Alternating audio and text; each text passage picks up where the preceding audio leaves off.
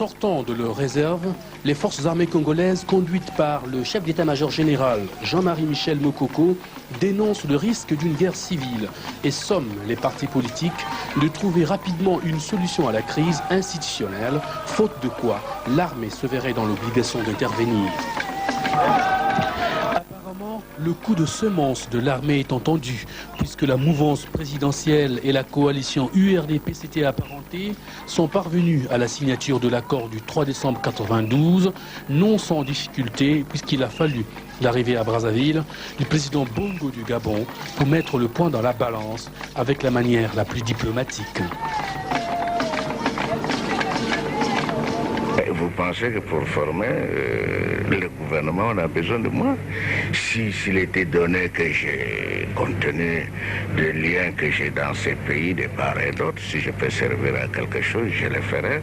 Mais tel n'est pas, franchement, le but de ce déplacement. Après quelques jours de tractation sous les auspices du président gabonais et plusieurs médiateurs congolais, la mouvance présidentielle et la coalition URD-PCT apparentée trouvent enfin un modus vivendi sur la formation d'un gouvernement dit d'union nationale avec 60% pour l'URD-PCT apparenté et 40% pour la mouvance présidentielle. M. Claude-Antoine Dacosta est nommé Premier ministre. Le Congo retrouve l'espoir après 4 mois d'une vie démocratique dense et chaotique avec à peine 1 mois d'exercice réel.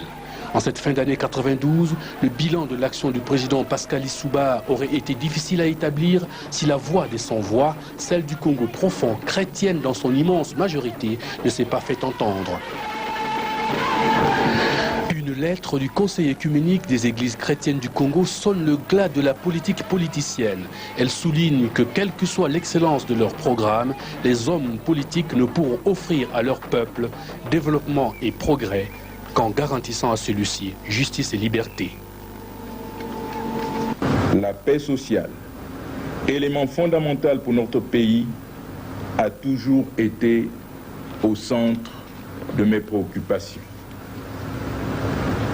Aujourd'hui, nul ne peut dire qu'elle ait été atteinte et je n'ai pas le droit d'être fier car je constate que nous n'entrons pas en 1993 avec une confiance sans nuage du fait que ces premiers mois de travail acharné n'ont pu apporter la prospérité, le réconfort tranquillisant qu'engendre le fruit du travail mensuel, même si des frémissements de relance sont déjà perceptibles. La véritable et solide paix est engendrée par le développement et inversement. Comment alors assurer durablement la paix quand notre peuple croupit dans la misère? En ce début d'année 93, la dégradation de toutes les infrastructures économiques et sociales est au comble.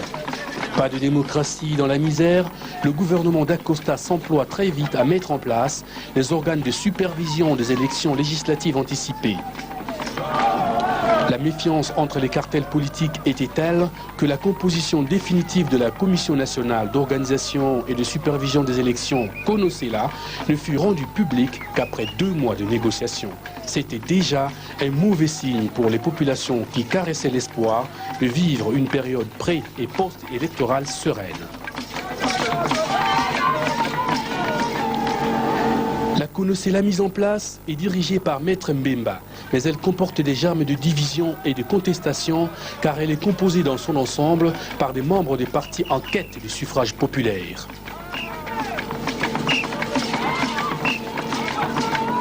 C'est donc dans ce contexte de méfiance au sein de la CONOCELA que s'ouvre tant bien que mal la campagne électorale pour le premier tour des élections fixées au 2 mai.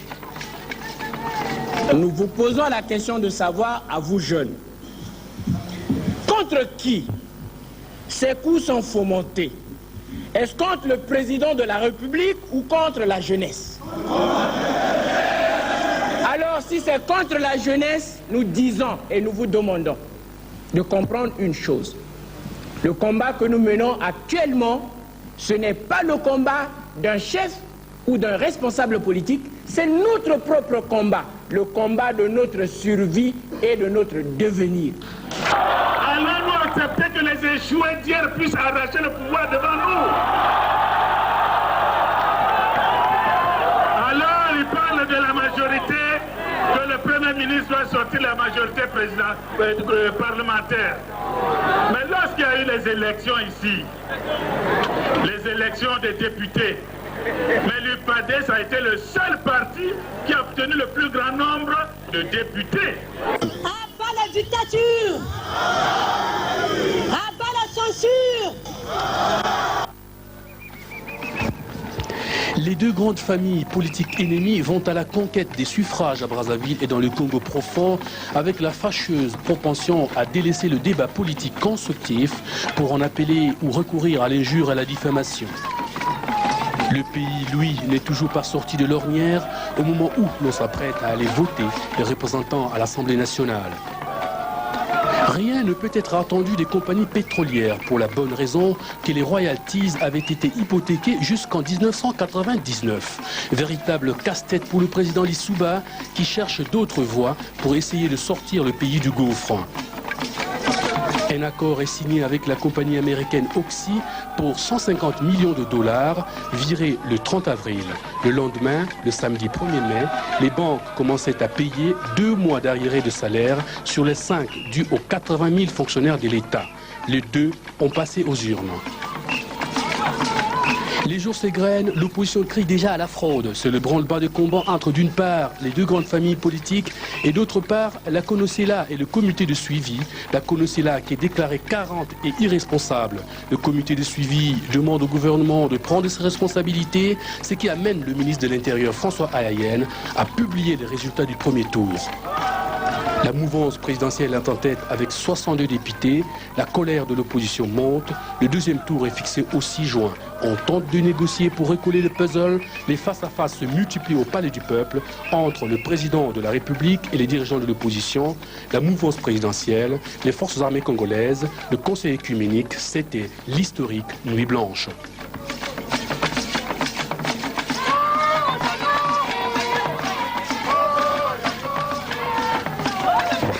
Laissez-moi tranquille.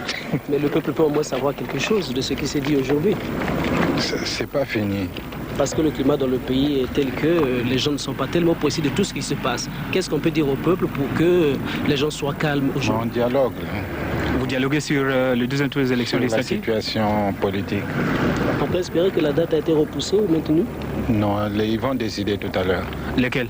La CONOCELA. Mais vous, qu'est-ce que vous avez dit précisément? Inciter au dialogue seulement. Vous pensez? Oui, mais ça dialogue déjà, tout le monde est d'accord. Et quelle a été la participation de la CONOCELA qu'on a vu dans l'autre? Ils viennent, ils se préparent à dialoguer. Et les autres hommes politiques? Lesquels? Quelle a été l'atmosphère de la coalition de la mouvance, puisque vous les avez rencontrés? Non, mais tous sont intéressés. Monsieur le Président. Et nous nous demandons déjà qu'est-ce que vous avez dit. Je n'ai rien à dire. Vraiment, je n'ai rien à dire. Monsieur le Président, votre déclaration à la radio ce matin. Nous nous demandons votre déclaration à la radio, Monsieur le Président, est assez claire. Nous nous demandons si cette déclaration confirme vos propos. Monsieur le Président, nous allons reprendre. La séance sera reprise. Non. Mais Monsieur le Président, il y a un report quelque part, vous le confirmez? Il y a confusion, Monsieur le Président. Il y a finalement confusion par rapport à votre déclaration d'hier. Je ne parle pas. On va revenir. Est-ce que Monsieur le Président, vous êtes convaincu? Plus tard, l'opposition ne reviendra plus. Ayant opté pour la politique de la chaise vide, elle appelle à la désobéissance civile. L'appel est suivi à Bakongo, Makelekele et Mpila. Certains observateurs voient déjà se profiler derrière les événements de Brazzaville la main des forces qui œuvrent pour le maintien du statu quo dans le domaine pétrolier. Des milliers d'armes de guerre sont distribuées aux manifestants jetés dans la rue, alors que les troupes de maintien d'ordre renâclent comme si elles jouaient sur le pourrissement de la situation. La machine de négociation, elle, est en marche, à la recherche du consensus national. Malheureusement, on a l'impression d'être dans un cul-de-sac. Le pays est à nouveau en ébullition. Le deuxième tour est fixé au 6 juin, malgré le boycott de l'opposition. En dépit d'un sourire de façade, Bernard Kolela appelle purement et simplement à une solution militaire. Je dis ceci, et je l'ai répété, n'est-ce pas? à Monsieur le Président